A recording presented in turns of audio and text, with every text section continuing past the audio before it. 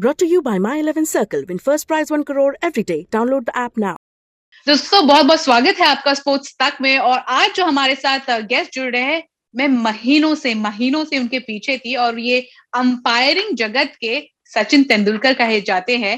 और हमारे साथ आज मौजूद हैं Simon Taufel. Simon, welcome to sports Tak. धन्यवाद, शुक्रिया, nice to be with you. Simon, you started this online umpiring program. Tell us more about this. How does it work, and why you thought of having a program like this? Yeah, thank you. Look, really, it's a course designed for people who are looking to get into umpiring, to try and find out and benchmark their skills against just the basics of umpiring, if you like. And then also it's appropriate for experienced umpires who are looking to improve their skills and also benchmark those skills against best practice things in the game of umpiring. So really it came about from a bit of a gap from, traditional resources that are not available to umpires. And we're trying to fill that gap. We're trying to help umpires enjoy what they do and provide some resources for them, which I think all umpires would say are badly in need. My next question is that how will this program help the present day umpires or any umpires in the local, cricket? Yeah, well, because it's an accreditation system and platform, it really outlines the minimum standards and the core competencies that we're looking for umpires at different levels. So whether you're starting out in the game, whether you've got some minimal experience, or whether or not you want to get on that representative pathway, it outlines those minimum standards and really demonstrates those competencies that will help you enjoy your cricket, but more importantly, prepare you for the challenges that umpiring will throw at you. And where did the idea come from that you wanted to start an online program? Well, to be honest, we've had discussions with many organisations around trying to provide some resources to cricket officials, and I just thought the ICC Academy is one of the best ways of doing that, because it sort of has a global presence. It has other educational aims around cricket coaching. Being based in Dubai, the centre of hub of cricket, is important too, and its relationships that it has with full member ICC countries and associates and affiliates. And that's where really I'm hoping that the reach will carry some further weight, that credibility of the ICC Academy and its role in the game will be something that people want to associate with. Simon, will it be possible for all our sports family members and the audience to know how long is the course and how many levels are there, so that they are aware of it? Yeah, it's a good question. Look, there are 3 levels in the course. There's introduction, there's level 1 and level 2. Now, introduction is really aimed at mums and dads and school teachers and those people who just want to get out there and officiate, junior cricket, or make their start on their journey. Really just learn the basics of umpiring. That online course should take about 3 to 4 hours, plus also, your law study with the MCC e-learning resource. So we haven't sought to reinvent the wheel there. We've really tapped into the MCC's existing resources around law, knowledge and education, and a basic exam in that space. But about 3 to 4 hours on top of that. Then the level 1 course would take around about 7 to 8 hours, plus some law study outside of that as well. However, the real focus is on the soft skills. It's on the people management. It's on handling pressure. It's on the technique and role of the umpire. That's really where it sits. But for me, it's about trying to help umpires learn those true umpiring skills and also to benchmark those skills. I hope that gives you a bit of a flavour, but one of the best things about the first 2 courses, online and level 1, is that you can do it at your own pace. You can log on, you can log off. You don't have to do it all in one go. You can do half an hour here, half an hour there, do one module at a time and come back and pick up where you left off.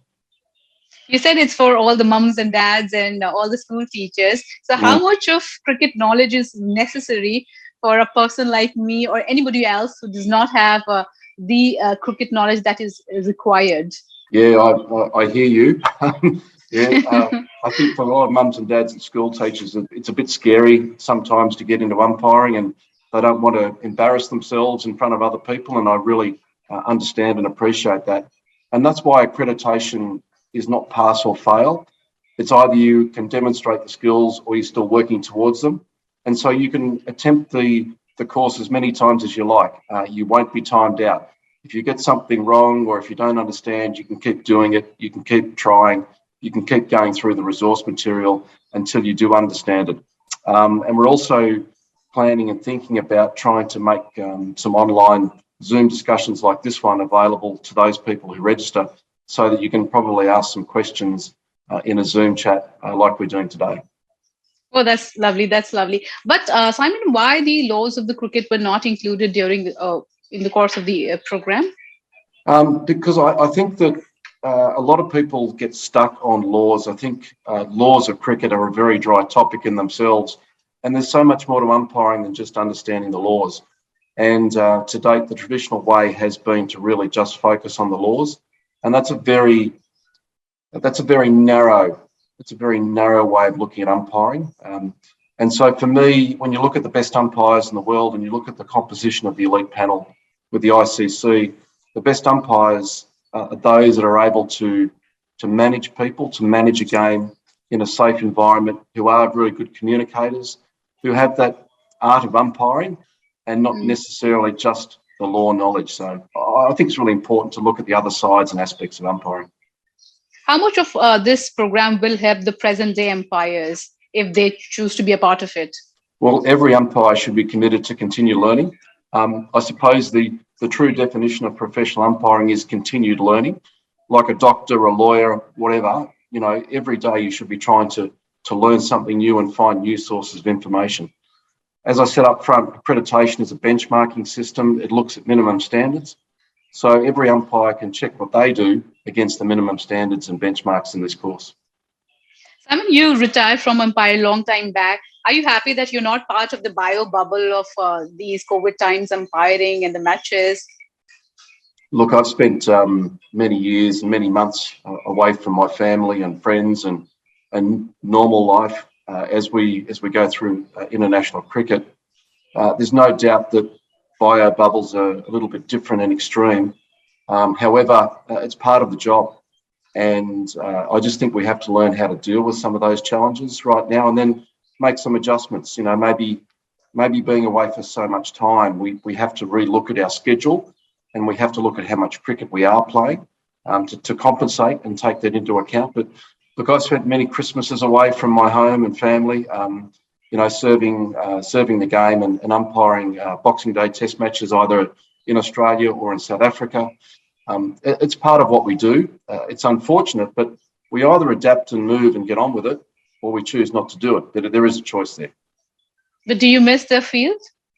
There's certain things I miss about it. I don't miss the scrutiny. I don't miss the experts in the commentary position commenting on every decision. I miss the camaraderie of my fellow umpiring match officials and referees. I miss that side of it. And having recently just been involved in the Fairbreak event here in Dubai, look, it was great to be part of a 13-strong match officiating team, most of which were female, with a couple of referees. We had some great times on the field and off the field. But I must admit, getting back on the field was a little bit nervous for me and wanted to make sure that I didn't embarrass myself and I could still ride that bike the way I used to, but it's a challenge. Have you been watching the IPL of late? No, I'm not. I've got so much on here and with the Fairbreak tournament and with the work that I'm doing here at the Academy, really I've just been focusing on that. I've read the odd headline. I know that having been part of probably 7 or 8 IPLs, I know the environment extremely well. I know the scrutiny that the umpires and the referees are under. But I also know that it's a great environment of celebrating cricket, lots of excitement and lots of talking points. You said you've read some of the news about the umpirings. How would you assess the standard of umpiring? Look, because I haven't seen it and I'm not there, I really can't comment on it. I'm sure that all the good things that the umpires are doing are not getting much airtime and not getting much press. It's only the small things that perhaps we don't do right that do get noticed. That's what umpiring looks like. We do a good job. No one says anything. So I'm sure that they're doing a lot of great things and I really would like to support them wholeheartedly. Before I let you go, I'll just quickly ask 2-3 more questions. There was also a very big controversy with regards to Delhi Capitals on the no ball controversy. You must have read about it. How Rishabh Pant reacted to the umpire's call. Do you think it was uncalled for? Look, I didn't see it. I wasn't there. It's probably not right for me to comment on that. So I'd like to leave that one alone. All right. Your top 4 teams you think will make it to the playoff and finally go on to win the IPL? No? Not watching, don't care. Not an umpire's problem. One of the great things that I've always done is that I've never had favourite teams. I'm never really worried about who makes finals and who doesn't. So, that's someone else's job to comment on. Simon, you were a part of that unfortunate series in Pakistan when the terrorist attack took place. You've written a book also. You've mentioned about that in your book as well. I've read that book. There's this, the Australian team is scheduled to travel to Sri Lanka amid the political crisis. How do you see that? I mean, during such a volatile situation, should a national team travel to a country like that? Is it safe? Well, look, I think we did learn a lot from the Lahore incident, and in 2009, there was a lot of years there where Pakistan cricket had to find other places to play, and a lot of touring teams obviously chose not to go there. It's a very sensitive area around safety and security of the people involved, and their decisions that, when you've got contracts and you've got commercials at stake, you've got people's safety at stake. It's a very hard environment to operate in. It's one that's extremely sensitive for people to make decisions on. So every tour like that, and even when you mention Australia and Sri Lanka, they look at the best information at the time. They make a valued judgment as to whether or not cricket goes ahead. We never want to see sport and politics mixed. I think that's always an unhelpful combination. But player and participant umpiring safety should always be at the forefront in every workplace. And that's what it is. It is a workplace, and every employer has a responsibility to provide a safe and secure environment for their employees. So, again, public comment in this space isn't overly helpful. What I would say is that every board will make the best decision for their people, and also be aware of their commercial responsibilities. And it's always a balance, but it's always a balance that's in favour of making sure that everyone is safe. Simon, my last question, a word on Andrew Symonds. We lost a great soul a few days back, and within a span of 3 months, we lost 3 legendary Australian players, Sir Rodney Marsh, Shane Warne, and then Andrew. I'm getting goosebumps. Your words on it. Yeah, look, it's obviously been a very sad time, and the families and the teammates and the friends involved in all of this really do feel sorry, and we're just obviously heartbroken for all of their sakes. And the game of cricket has lost some absolute legends and good people. And I think it reminds us, when you look at the ages of some of those people, Shane at 51, 52, Roy at 46, and Rod Marsh, the same age as my mother, when she passed away.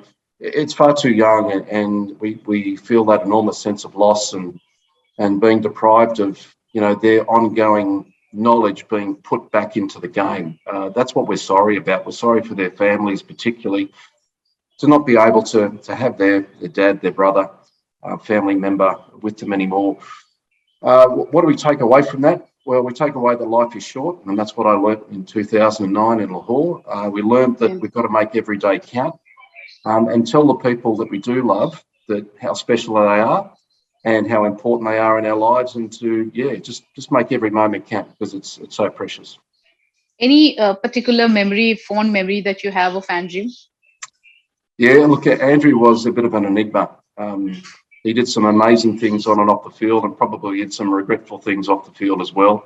I was only reminiscing with Steve Bernard here at Fairbreak last week, before he died, actually, funny enough. But, Andrew was unfortunately asked to go home from a couple of tours when Steve Bernard was Australian team manager. But back to your question, Roy gave me probably one of the funniest moments on the field that I was umpiring when I did an India and Australia game one day in Brisbane at the Gabba, when a streaker ran on the field, and I turned around and wondered what all the commotion was, and I saw this naked man running towards me in the stumps, and Andrew at the non-strikers end. And Andrew decided to lay the shoulder into this guy to basically say, "You're not welcome here."